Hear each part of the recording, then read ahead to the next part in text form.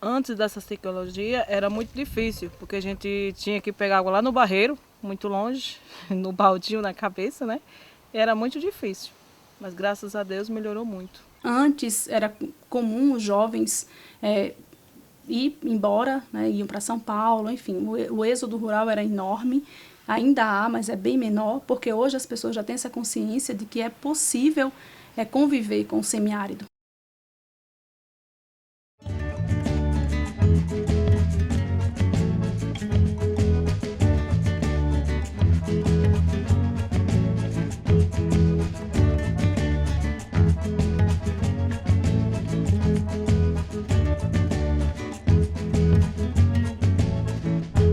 Meu caminho é caminhar, caminhar por esse chão.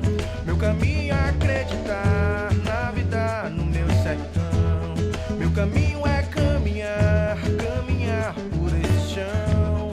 Meu caminho é acreditar na vida no meu sertão. Meu caminho é comer, porque essa terra dá. Meu caminho é sonhar, é viver feliz por lá. Meu caminho é cultivar a cultura popular. Meu caminho é fazer o que será. Meu caminho é caminhar, caminhar por esse chão. Meu caminho é pisar nas pedras desse sertão. Meu caminho é caminhar, caminhar por esse chão. Meu caminho é pisar nas pedras desse sertão. Quando eu cheguei era muito difícil da gente morar. A gente não tinha fonte suficiente para acumular água. Lá hoje está bem diferente, por causa que aumentou mais, a população cresceu, tem fonte e barragens mais de bom porte. Então nós conseguimos cisternas de consumo, que é o tipo de cisterna que capta a água da chuva, das bicas, e tem como objetivo maior a água para consumo. E depois a gente conseguiu as cisternas de produção, que tem como objetivo a produção de hortaliças ou de frutas, e a quantidade foram 12 cisternas de produção. Nós também temos aqui em nossa comunidade barragens maiores, né, que são 2 barragens públicas e alguns barreiros particulares. Além desses, nós também fomos contemplados com os tanques de trincheira. São 8 tanques de trincheira e que tem como objetivo justamente a água para animais. Nossa realidade aqui não é uma realidade para poço, porque não, assim, há uma dificuldade enorme para captar essa água subterrânea. Então, vários poços já foram perfurados, se não me falha a memória, 13 a 14 poços, mas, infelizmente, nenhum deu água. A primeira tecnologia que teve aqui em nossa comunidade foi a cacimba. Eram construídas manualmente, através de mutirão, durava mais ou menos em média 8 meses para conseguir o ponto ideal, né, de água. Hoje em dia, ainda há pessoas que utilizam dessas fontes. Essa história tem muito tempo já atrás. Eu fui buscar a água na cabeça numa cacimba. Era muito longe daqui de minha casa. Aí eu vinha com a lata d'água na cabeça. Quando cheguei aqui perto de casa, levei uma trupicada e a lata caiu. Derramou a água todinha. Que raiva. Aí tive que voltar novamente, muito longe, para ir pegar outra lata. Isso daí ajudava muito a ter muitas dores nas costas. E até hoje, porque eu mesmo, até hoje, tenho dor nas costas. Tenho um problema na coluna, tenho hérnia de disco. E o médico disse que é por conta de peso, que eu peguei muito peso. Foi em 99, né? Era uma época de verão muito seca. A maioria dos tanques todos secaram, aí só tinha água numa barragem só. Aí quando chegava lá, todo mundo pegava água, os bichos bebiam. Aí os carros, os caminhonetes pegavam água, trazia para casa. Quando chegava em casa, a gente colocava num tonel. Quando era no outro dia, isso à tardinha, quando era no outro dia, era metade lama, metade água. Aí a gente já estava, né, um pouco assentada, aí a gente tirava aquela água limpa e colocava para beber.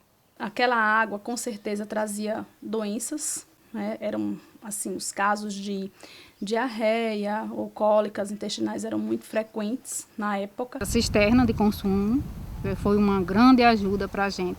No caso aqui como muita gente aqui na comunidade, tem 2. Tem a de cimento e a de plástico. Aí a gente usa para beber, para tomar banho, para lavar roupa, para lavar louça, em casa, para passar pano em casa, para tudo isso, aqui na casa da gente. No caso também o tanque de trincheira, porque quando chove ele enche e a gente tem mais água para os animais. A gente pode pegar para molhar a planta, pode plantar a planta lá e molhar lá na roça, porque foi lá na roça que fez o tanque de trincheira. A chegada do exército também foi uma ajuda muito grande, que a gente não carrega mais água na cabeça, nem jegue, nem carrinho. Foi através da associação que o IRPA chegou à nossa comunidade, que nas reuniões de associação ou em encontros com a comunidade, eles trouxeram essa ideia, primeiro capacitando as pessoas sobre a maneira, como usar essas tecnologias, qual era a serventia de cada uma delas. As tecnologias vindas através do IRPA, a comunidade entende, as famílias entendem que foi uma construção coletiva. Ele fez parte daquilo, né? Parte daquela discussão, então ele se sente ali engajado dentro daquela tecnologia, daquela conquista. Muitas vezes, quando a gente consegue esses recursos via governo, a gente paga depois o preço de ser cobrado através do voto. Essa cisterna aí eu uso para plantar, eu faço minha própria horta. Aí lá eu planto minhas hortaliças para o consumo do dia a dia.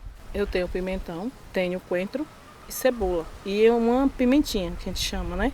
E também tem de remédio que eu tenho lá, o capim-santo.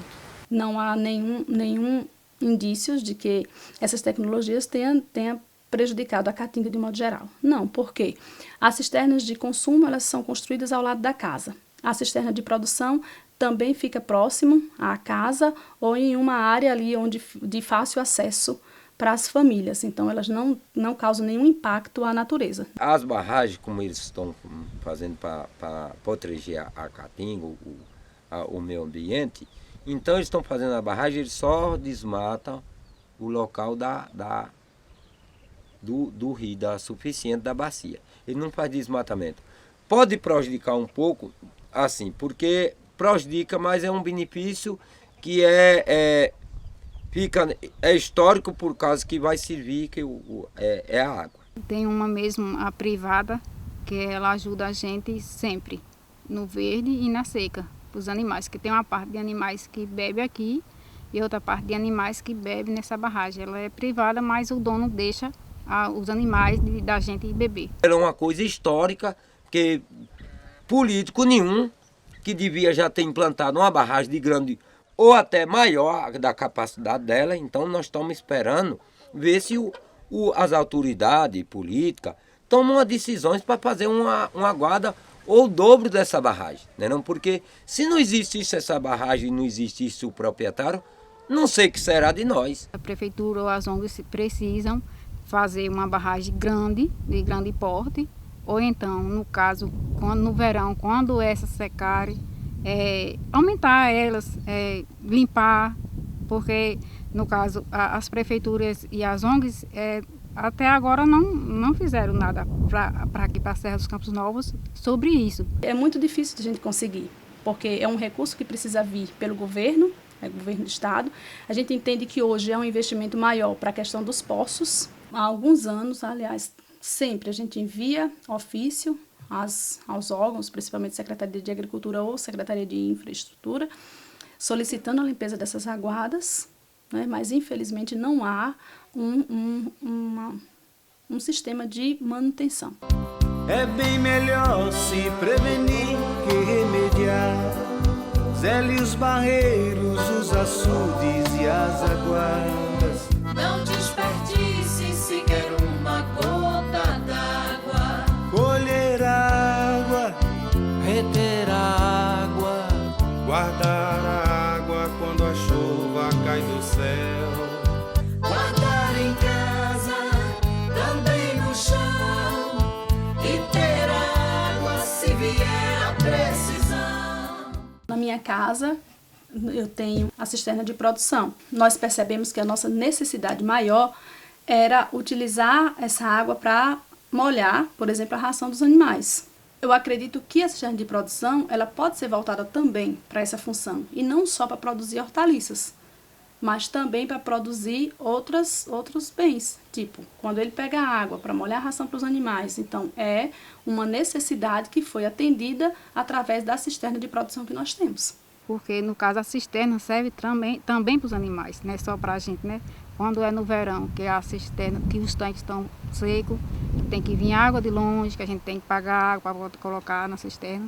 Aí é uma para a gente, para o consumo da gente em casa, e outra para os animais. A ideia foi o seguinte, foi o Carlos, meu amigo, né? Que viu aí na região de Cinco Boi, que é Xorroxó, né? Viu lá e eu tava aqui no canequinho me matando, puxava no caneco, né? No carretel lá em cima. Aí deu a ideia que era muito bom. Aí foi olhar, cheguei lá, trouxe o rapaz, ele instalou. Só que daí que ele instalou a primeira vez, eu também aprendi. Instalei, pra mim melhorou muito, né? 100%. É, só ligar a corda aqui, ó, essas borrachinhas aqui, quem traz a água, né? Aqui tem um carretel embaixo, lá, num copo, né? Aí a corda corre lá dentro, conforme a corda vai correndo, aí as borrachas vão trazendo a água dentro do cano, né? Só a gasolina e o óleo do motor, né? Profissional. Ligou, botou a primeira, que ela trabalha na primeira, né? Pode deixar ela contando que ela joga água direto. No tempo do caneco a gente não podia sair daqui, né? E hoje a gente enche a caixa aí, vai fazer suas coisas. Se quiser ela deixar ligada, dar uma voltinha, pode ir, não tem problema, né? Melhorou muitas coisas. A moto, a despesa é baixa aí. Numa época eu gastei aí uns 500 conto para instalar ela, né? Porque a moto já tinha, né? Hoje fica na faixa de R$1.000, uma motinha já, né? No gerador hoje custa 6, 7 mil, né?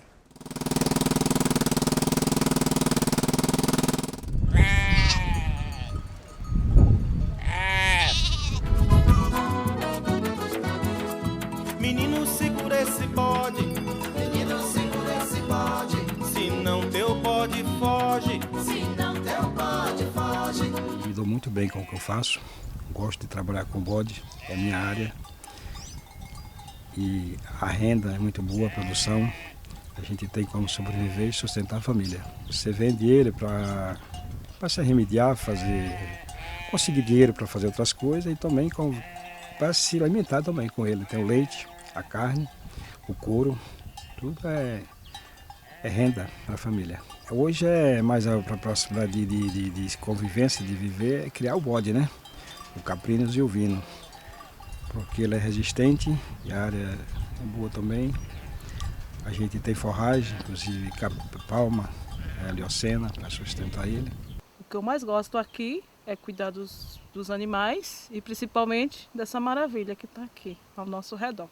Que cada vez que eu cuido, me dá mais vontade de cuidar, entendeu? Quando eu saio, que não dá tempo eu molhar, eu saio com aquele negócio, a mesma coisa você sair e deixar uma criança sem ter dado alimento a ela. Inclusive, como você está mesmo vendo, tem essa cisterna aqui que eu deixei exatamente só para elas. Ela quando vai baixando, eu já tenho que dar um jeito de repor água para não deixar elas sofrerem. Porque quando você está um pouco deprimida, triste, muitos problemas assim, né? No caso você tem muitos afazeres, você não sabe por onde começar. Aí eu venho aqui, vou molhando e cantarolando pro meio delas, mexo em uma, mexo em outra. Sofri muito, mas graças a Deus eu posso dizer que hoje eu sou feliz. Principalmente por essa maravilha que Deus me deu, que foi essa bênção. Que foi uma herança que minha mãe deixou. Porque você sabe mesmo que ela gostava muito de planta. E eu acho que foi isso daí que veio para dentro de mim, né, e me expressou dessa forma. Eu acho que foi assim.